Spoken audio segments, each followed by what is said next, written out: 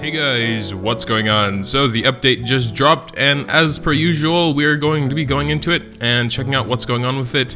The first thing I actually want to do is go over to May's shop. Whoa, what the hell is going on here? That is correct. They also changed that. Let's go ahead and go to May's shop first and see if she has any cool items, because I know this has been revamped. Use shop, boom, what's going on? Wow, well they have scrolls. Rare, heroic, or ancient scrolls. I actually just started doing hard raid. I figured out the hard dragons aren't as hard as I thought, except fire, because I don't have very many good magic heroes, but all the other ones are not too hard. So frost and poison scrolls I don't have much of a problem getting, but they are here now. I'm not gonna buy them because 400k for a scroll is not really worth it, especially because you're probably not gonna get anything great there.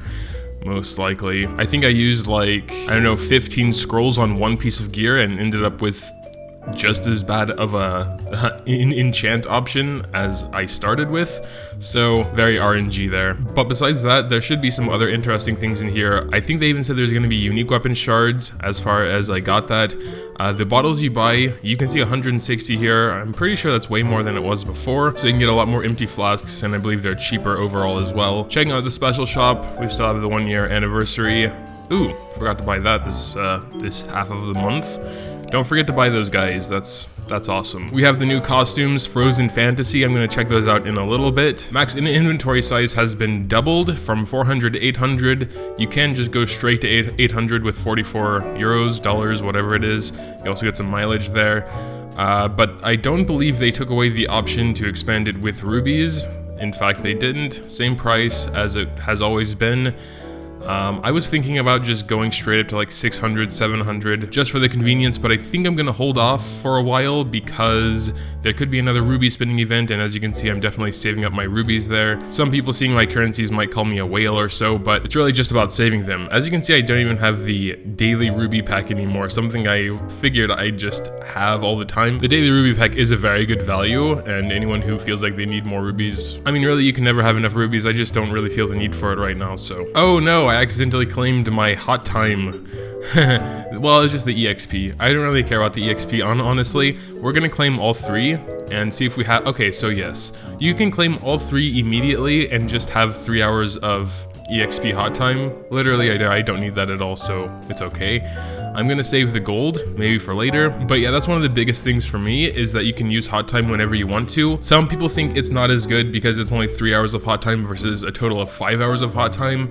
But most people, I think, can't raid for all 5 hours of hot time, so that flexibility is really nice in my opinion. So being able to get all my daily quests done and conquest and all that stuff in one session would be awesome for me, so then I could focus on like the other things, like just farming 7-4, doing dragon raids or whatever, and not have to care about hot time. And I think that alone is way more worth than those extra 2 hours of hot time at those specific times. So personally, I'm very happy about this change, especially because of how easy it is. And you can claim all three at the same time if you want to. You don't have to do anything for it. You don't have to spend any certain amount of stamina. You just go into your event missions, boom, done. I believe we will be actually ready, almost. Damn it. Okay, so tomorrow we should get Celine. I'm not gonna do anything with her right now, I guess, but we'll get another hero in the inn after that then. Let's go ahead and do our free special summon, get those unique weapons. Well, one unique weapon since I'm only doing one summon. Almost a unique weapon, a unique accessory. I also did get a few comments about why I have so much gold. That is mostly due to not spending it, just farming 7-4 whenever I have some extra stamina. And that's pretty much it, honestly. That gold would go away quite fast if I started getting gear for everyone. It's just I don't run into enough really good gear to justify getting it up to 5-star, maxing out all the substats. I do feel like I have pretty much enough gear. I have almost 5-star gear for everyone in an 8-person team on World Boss for my tanks, my CC, my wizards, whatever, so I don't feel like I really need it. Eventually when chapter 8 comes along, T8 gear, hopefully I'll have a nice little pile of gold and I can use it then. But yeah, enough of that. We're gonna go ahead and check out the costumes now, gonna give a quick little thought on them. Wow, well, here's Bowdoin. He looks pretty fancy. That is class. That's really a cool looking Bowdoin there. Got that little goatee going on there as well. Unfortunately, these costumes come with 2% EXP and 1% gold, so I'm gonna have to stay away from them because I only like the 3% gold boosts. I might get like one 3% EXP boost at one point just so I can have 10% EXP, just so it's like, you know, not 7%, because 7% is a weird number. 10% would be nice and solid. Next up, we have Lorraine. I really like her profile picture already. Check out the costume. All right, it looks a little awkward. I don't know why. She looks kind of too short or something. I don't know. The dress looks weird. It makes me a little bit uncomfortable. I really like the profile picture, but the dress, I don't know, is a little bit weird. Here we have Rodina. Let's check her out. Okay, kind of cute. Kinda, I don't know if it's always been like that, but she has like some pretty huge personalities for being such a tiny girl. That's weird. Okay. Next we have Visca. I also like her profile, and that's yeah, so they all have like sort of wedding style dresses here. It's, you know, it's cool. Would have to see them in action to see if there are any special effects going on with them, like there were with the Idol Star. I think there was like some kind of weird musical notes and stuff going on there. Here we have Luisa. Well, this must change depending on if you have her like 5-star, right? Because she like grows up into a much larger lady. And this is just the very small Luisa. A different style of dress here, very much shorter in the front with a longer tail. I think it's nice. Would like to see it on the grown-up Luisa though. Checking out Celine now. Wow, that's definitely a lot more risque than all the others so far. She doesn't even really have a dress. She just kind of skips the dress. She kind of has like a little like tail, sort of dead wings going on back there. But that's pretty much it. Ice Demon Lacrack. Wow, he looks pretty badass. His gun is frozen over. Thankfully, it looks like the barrel is, well, looks like there is no barrel. It looks like just a sort of dented piece of sheet metal. That might just be a graphical thing, but I think he can still shoot his gun with this costume, so it's okay. It's like the little 4th grader trying so hard to be an edgelord, but it just doesn't really work out. You're trying your best, Lacrack, and for that you have my respect. Finally, we have Claws. Claws looks pretty damn cool. Like, look at that shield and sword combo. That is freaking epic. Wow. I mean, that's pretty cool. I almost want to buy this actually. Philip is more my main tank right now, so it would be, I wouldn't get to use him that often, but that is a really awesome costume, I have to say. But yeah, those are the costumes. I heard it was confirmed for a second batch of these Frozen costumes, so we'll see more heroes probably in the next patch, so look forward to those. Besides the costumes, there are a couple more things to talk about. Firstly, the loot boosting system. So they removed loot boosters from the special shop. Thankfully, they didn't remove them from our inventories. It looks like they're the same loot booster they were before, so they didn't change them. I am very curious to see, though, how many rubies it costs. We'll see how that works. So let's just go, prepare battle, get ready for battle. Okay. Ooh, 20 rubies? Is this for one run? Oh, wow. Okay, so it's 20 rubies per run. That means loot boosters are pretty precious now, because I believe loot boosters have a much higher value than doing it this way.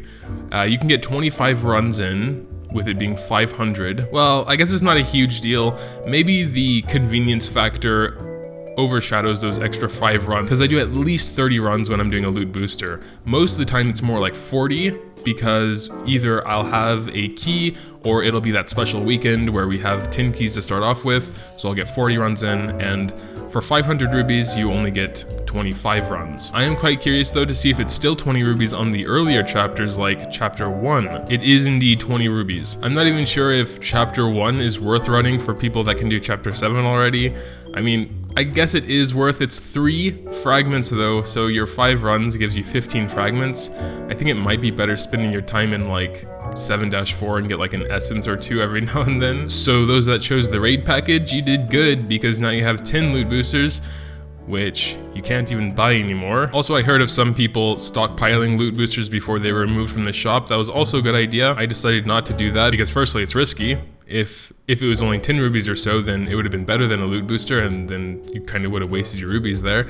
And also because since I have 19 and I can only really do a loot boost on the weekends, I'll have enough for a long time anyway. They could still give out loot boosters at one point or another from like events and stuff. You just can't really just straight buy them anymore. It looks like you can use the loot boosting effect on everything though, but it still is 20 just for a 7-4 run. That's really weird. I would think they would lower it for something like, you know, just a normal story run, like maybe 5 or something. So I highly doubt that's going to see any use. Maybe on Conquest it's worth it though, at least on Chapter 7 Hell Conquest, because you get 10 extra deluxe potions. So if one deluxe potion is worth 2 rubies to you, then it would be worth it, I guess. You could do it for all 5, and that would be 100 rubies for an extra 50 deluxe potions. But as far as fragment farming is concerned, it looks like loot boosters are still better than this new system, at least when you're doing it from 11:30 to 12:30 server time. So besides that, yeah, you just have these buttons here, so you can go to all the different stuff here, and it even shows you which ones you've done and which ones you haven't. So I really appreciate this little quality of life change here.